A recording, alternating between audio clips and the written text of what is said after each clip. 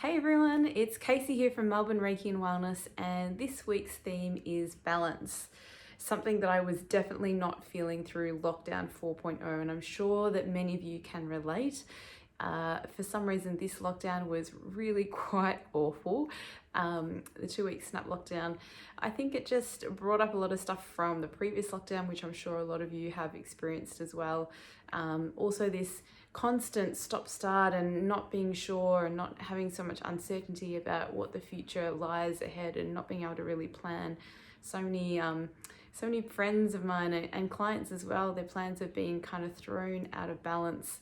And so I thought this week would be a really great opportunity to talk about balance. There are 4 aspects of being. So we have the physical, the mental, the emotional, and the spiritual. And together they make up our whole. And so it's really interesting because in our society these days, especially in Western society, we have the focus on the physical and the mental, which are the 2 masculine elements, and maybe not so much of a focus on the spiritual and the emotional. So they kind of get tendencies to forget about them a little bit more. Let me give you an example.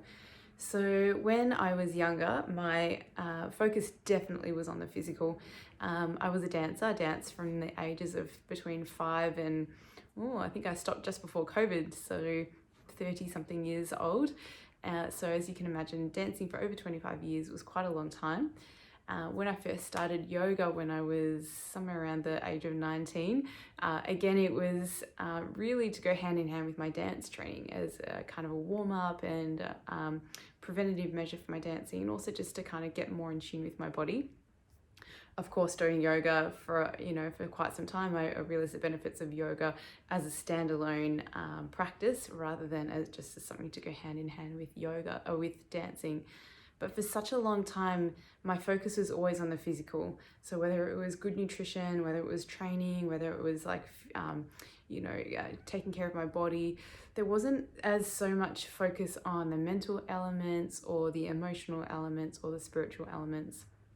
Mind you, I've always been a very emotional person. My sister will tell you, or my family will tell you, that I think between the ages of 0 and 3, I just cried my eyes out until my sister was born, and I had finally someone to play with. But even as a young child, I've always been super highly sensitive and highly emotional. But these things weren't really a conscious factor in my life up until really, the last few years, maybe 10 years. So this day and age, we're focusing a lot on the physical, whether that's exercise or diet, nutrition, etc. There is more and more focus on the mental elements now, which is great. There's really good talk about mental health awareness. There are psychologists, therapists, counselors. We have loads of charities now like Beyond Blue and Headspace and all sorts of other things that really are here to support people in their mental health. But over the last, obviously, 18 months, lockdown and COVID and all the things have kind of thrown everything out of balance. And so definitely mental health has been affected. But just as equally important is the spiritual and the emotional elements. And I think that the emotional side kind of gets taken for granted. We feel certain things and we feel angry and frustrated and so on, but they kind of get tied in with the mental aspects.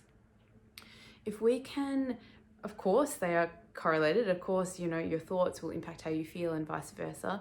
But we also need to have dedicated time just to understanding what is it that I'm feeling, like what is the emotion that is coming up for me. A lot of the time we create what we call behavioral adaptations or coping mechanisms in order to deal with some of the emotions that we find really hard or painful or challenging. So for example, perhaps we go through a relationship breakup and that's quite painful. So then said person will then go and drink every night or go and eat chocolate cake every day or become a workaholic or even become a fitness freak and focus, only on training every day, all day. And those different behaviors are called behavioral adaptations. So we're adapting our behavior in order to find a way to cope with the difficult or challenging emotion that might be arising. However, if we can spend time in self-reflection and self-awareness, and whether that be in meditation, or whether that be journaling, or whether that be talking to a coach or a counselor, etc., about your feelings, we can start to acknowledge what is the feeling that is coming out, what is the emotion, why do I feel like that? Sure, of course, there's lockdowns and there's COVID and so on, but I kind of also feel like the COVID and the lockdown situation is almost highlighting what is already underneath us or inside us in some capacity. It's almost like shining a spotlight on something that's kind of lurking in the shadows within us already. So it becomes a little bit more apparent when we get triggered through a lockdown and so on, what we haven't quite dealt with perhaps, or what our fears are that we haven't quite been aware of before.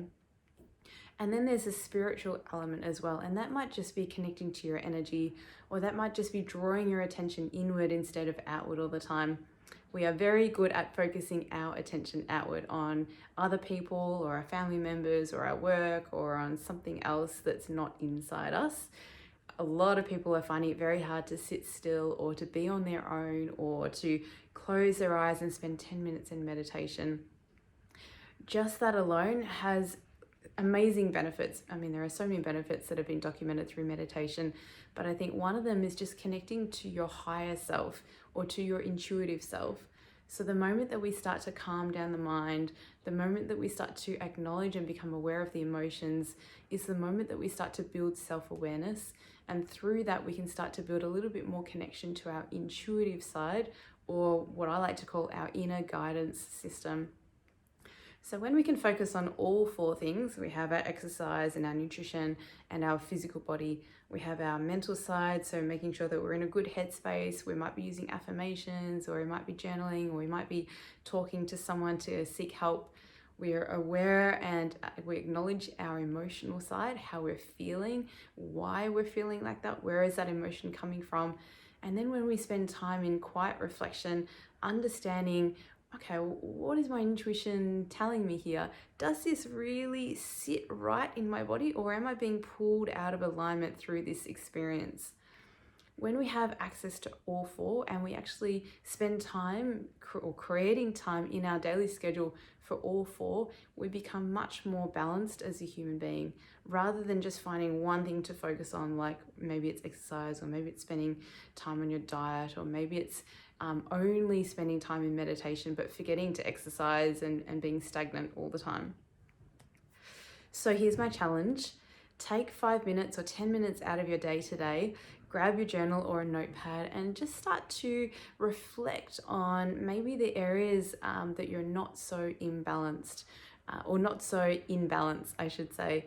So for me, my tendency is to spend maybe quite a lot of time in spirit, because I'm a Reiki practitioner, so I spend a lot of time in quiet meditation. I spend a lot of time self-Reiki, but also Reikiing others. And so intuitive, and my energy is coming in within me.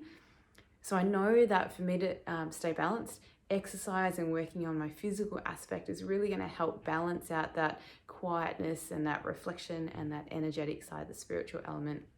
So I make sure that I exercise every day, whether that be going for a walk or doing my boxing or doing a yoga class. Moving my body in some way is vital. At the same time, I always make sure that my mind is, I've got a positive intention, that my head is good.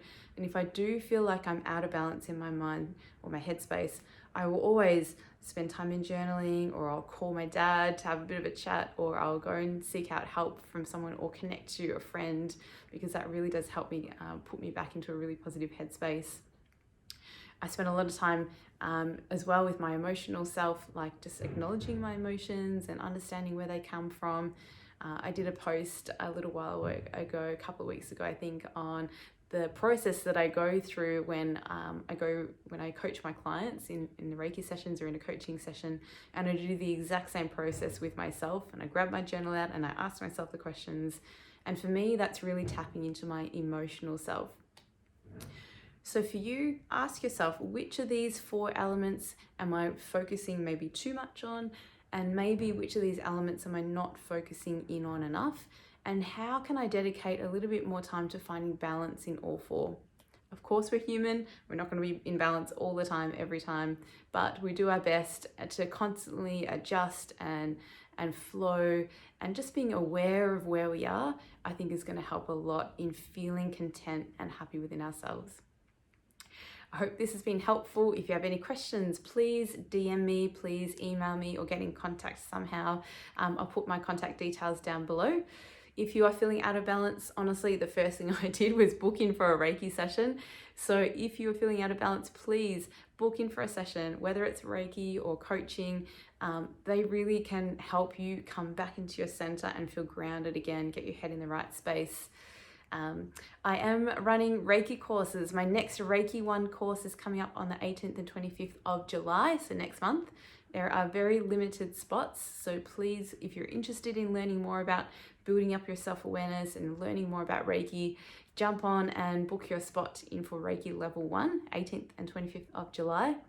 And last but not least, I'm running a wellness retreat 3rd to the 6th of September this year. It's in Dalesford. It's going to be a really nice long weekend away, full of yoga, meditation.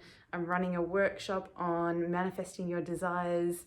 Healthy meals are all catered for, lots of time in nature, and lots of downtime to read a book and socialize with like-minded people, or spend time on your own is also fun as well.